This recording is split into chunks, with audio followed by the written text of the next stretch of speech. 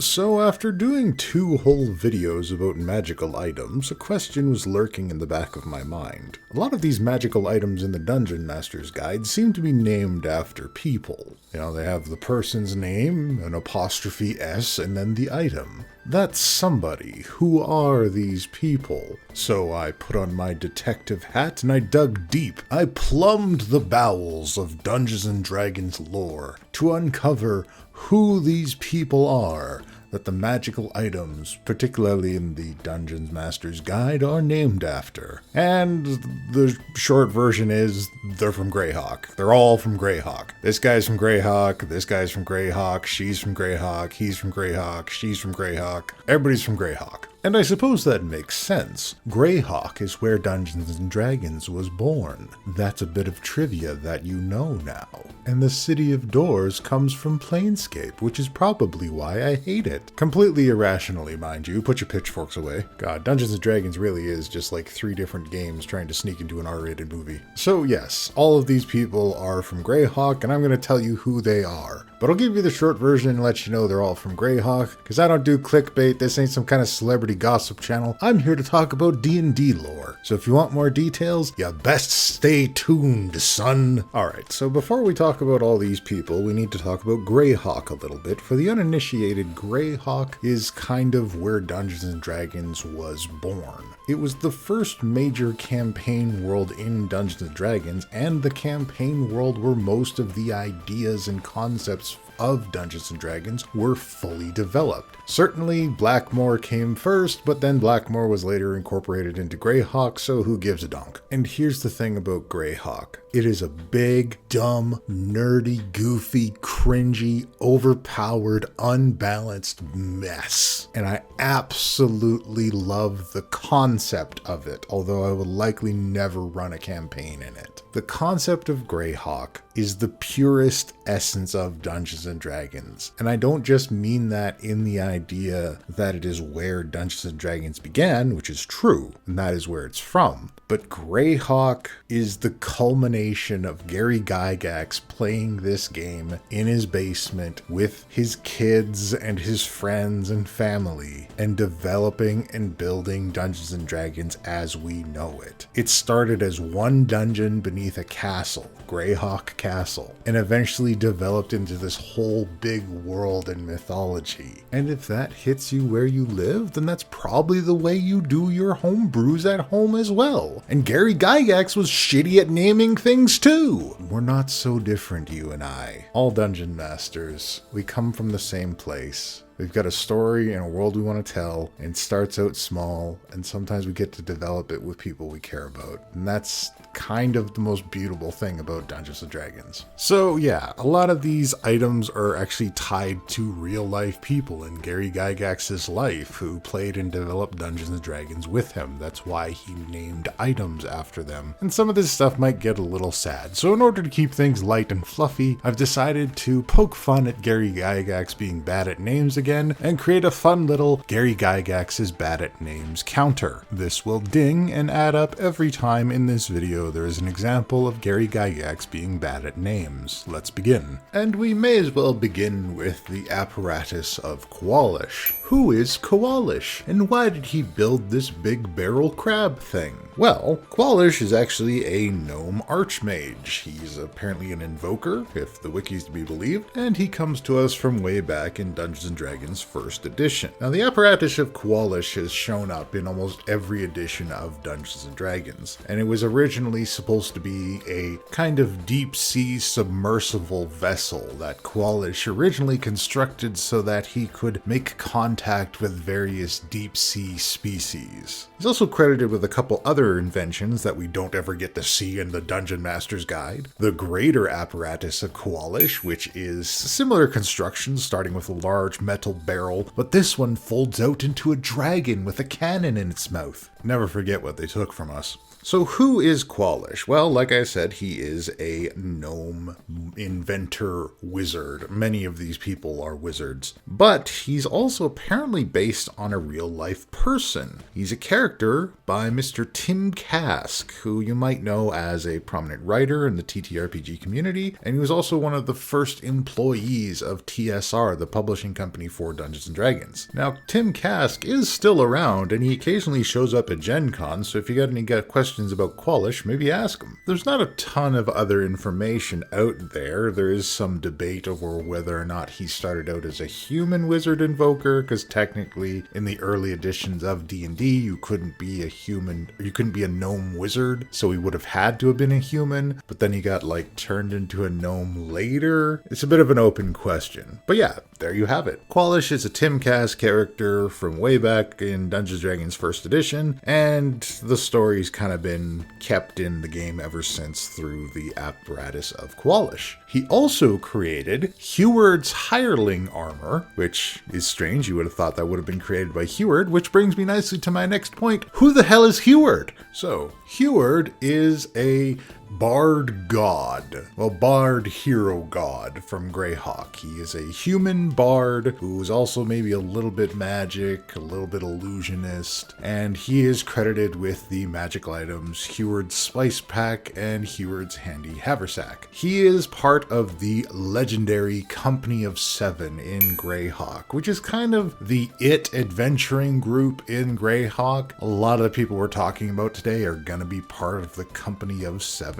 And again, there's just not a whole lot of information about Heward. He's good friends with a lot of the people in the Company of Seven, but he tended to travel alone, favoring the musician's touring life. More of a solo act, I guess. He's also credited with the creation of another magical item, which we don't get to see as often. The, Heward's mystical organ.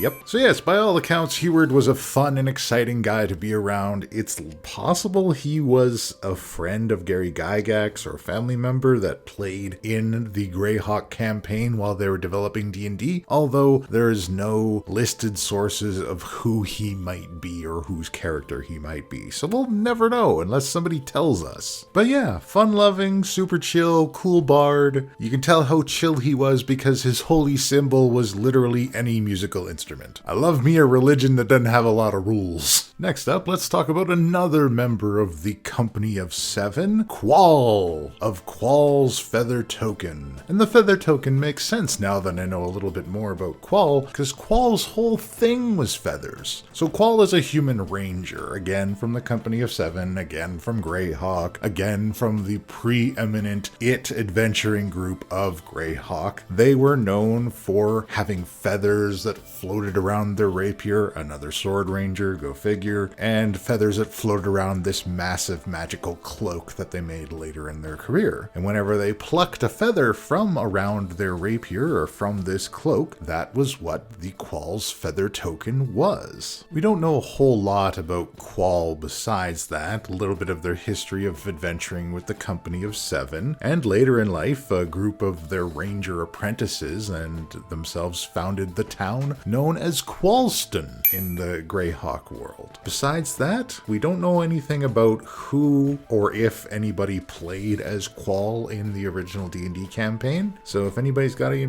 information about that out there, please let us know. I couldn't find anything. So let's move over to the dark side and talk about the Sword of Cass, which we won't be talking for very long because most people should know about the Sword of Cass by now. You've probably seen it in the new Vecna adventure. You've probably read a little bit about it, but let's go ahead and give you the broad details anyways. So the Sword of Cass is the sword that belonged to Cass, a powerful warrior and the best friend and life partner of Vecna, who later became a powerful vampire and the arch enemy and life partner of Vecna. And neighbor, I guess, because they live side by side. It's all very strange. See, the Sword of Cass was originally a gift for Cass from Vecna, but Vecna infused a little bit of his essence into the sword, and it turns out he's kind of a shithead, so the sword kept whispering to Kaz to gain more power and overthrow Vecna, and eventually he did that. So once again, if you're going to give your bestest friend in the whole world a sword, and you're going to put a little bit of your essence into it, you better make sure you're not an asshole. The Quiver of Ilana. Ilana is a guardian deity of the forests, wild, and woodlands from Greyhawk. This appears to just be straight up like a woodland god from the Greyhawk mythos. Doesn't appear to have been a character, although the wiki does assign them the class of druid and cleric and ranger. Not a whole lot to tell with this one. Patron deity of the forest and animals and all of the good woodland creatures. Symbol is a big unicorn and has 4 other magical items. Well, 4 magical items total, but we only get the quiver? Who decides this? If you're interested, the other magical items are the Armor of Fallen Leaves, the Ilana's Seed Pouch, which can make walls of thorns or grenades. Sounds like the bag of beans to me. And also raptor arrows, which used to slay great worm green dragons. Interesting, very specific arrows. Next up, let's talk about the Iron Bands of Bilarro.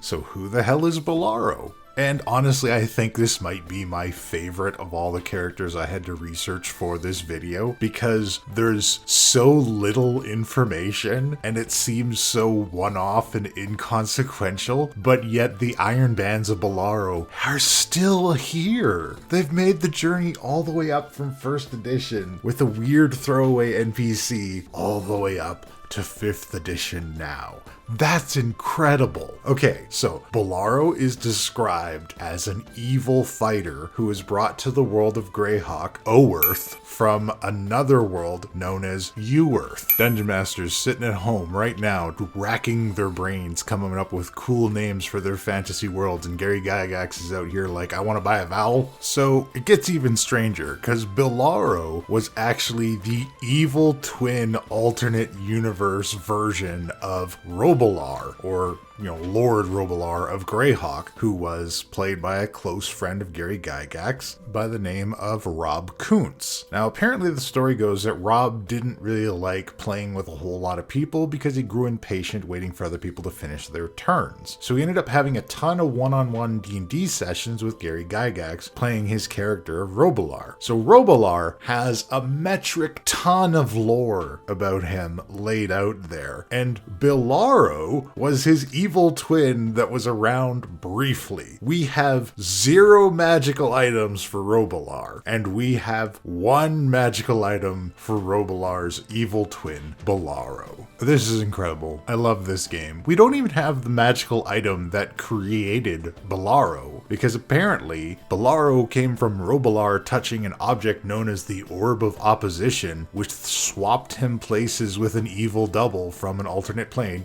Earth, of course. It's amazing that the Iron Bands of Bilarro have this enormous rich backstory, especially for a character that seemingly only existed very briefly. So after the briefest of glimpses character, let's go to a character that everybody probably knows about and talk about the Demonomicon of Igwilv. So Igwilv is Tasha. Spoilers, I guess. Igwilv is Tasha. Tasha is Igwilv. They're the same person. But Tasha comes from Greyhawk, because everyone is from Greyhawk. So I'm not going to spend a ton of time on Tasha, because she's got books printed in 5th edition. A lot of people know about her. She's a hot goth mommy, so a lot of people just know about Tasha. You could create a hot goth mommy who's a spokesperson for anal polyps, and people would research them and get obsessed with them, because that's the way the internet works. But the broad strokes are that Tasha was a creation from Gary Gygax. He created her as a kind of behind-the-scenes manipulator NPC, a kind of evil witch queen lurking in the background. She had this whole dark backstory of being an apprentice of the evil witch Baba Yaga, and then growing up and mastering magic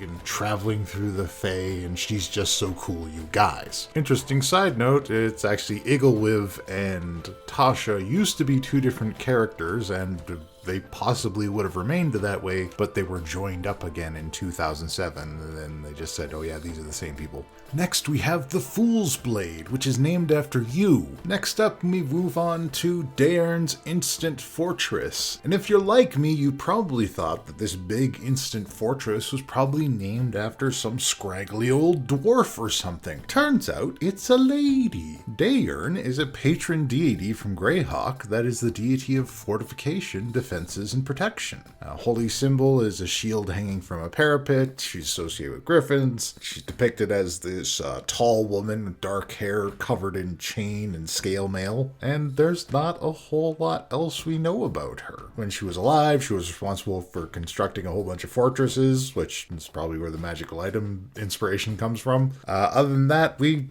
haven't got a whole lot else to go on. This is what she looks like. Next up, let's talk about an artist, Nulur of Nulur's Marvelous Pigments. Apparently Nulur was an illusionist and alchemist, and apparently also a thief, another member of the Company of Seven. Not a whole ton of information about them. However, something very interesting is that Nulur might be responsible for the Company of Seven breaking up. Apparently what happened is Nulur and Kegotum, another member of the Company of Seven, who we're going to talk about in just a moment, didn't have a good relationship. They had a hard time getting along. And one day, Kegotum used part of Nulur's formulas to create his ointment. And that caused a split in the Company of Seven, and the whole group dissolved over it. It's kind of sad. I wonder if this is a real-life story about the group breaking up in D&D. I found no evidence of that, so take that with a grain of salt, but it's interesting. And speaking of the ointment, let's talk about Kegotum. So, Kegotum, I'm going to be mispronouncing this entire video. Bear with me. He is a hero of secret pursuits, natural alchemy. He is a ranger and another one of these hero deities and a member of the Company of Seven in Greyhawk. His domains are primarily travel and knowledge. And here's where things get a little sad. Evidently, according to the Greyhawk wiki and any information I could find, which was very limited, so please take things with a grain of salt, Kegotum was based on one of Gary Gygax's close friends, a gentleman by the name of Tom Keeg. They were friends. Keeg helped Gygax found TSR by providing him a bit of financial support, but unfortunately, Tom passed away at a very young age. He had an undiagnosed heart condition, and it's theorized that this is why the ointment cures all diseases. Now, after reading this on the wiki, I dug in a bit deeper to see if I could find any more information about Tom or further proof of his existence or his undiagnosed heart condition or when he passed away, and I came up pretty empty-handed. There doesn't seem to be much else out there. There are some sections where Gary Gygax talks about his friend Tom, who helped him get the money to found TSR in interviews, but that was about the extent of the information I could find there. So either way, it's a nice story. To think that this restorative ointment that you're using to heal your parties was a tribute to a friend that passed too soon. I kind of like that. So there you have it. That's who a lot of these magical items found in the Dungeon Master's Guide are named after. I didn't do Vecna because don't lie, you know who Vecna is. Everybody knows who Vecna is. Let me know if there's anything else that you'd like to know the origins of in D&D in the comments below, and I'd be happy to do the research and make another video for you. And if you'd like to hop into one of my games, you can check me out on startplaying.games, where you can join myself or many other dungeon masters out there looking to gather up groups and run games regularly. So if you're looking for an empty table, it's a great place to start. Thank you all so much for watching. Please like and subscribe and comment below, and we'll see you all in the next video. Until then, puck out.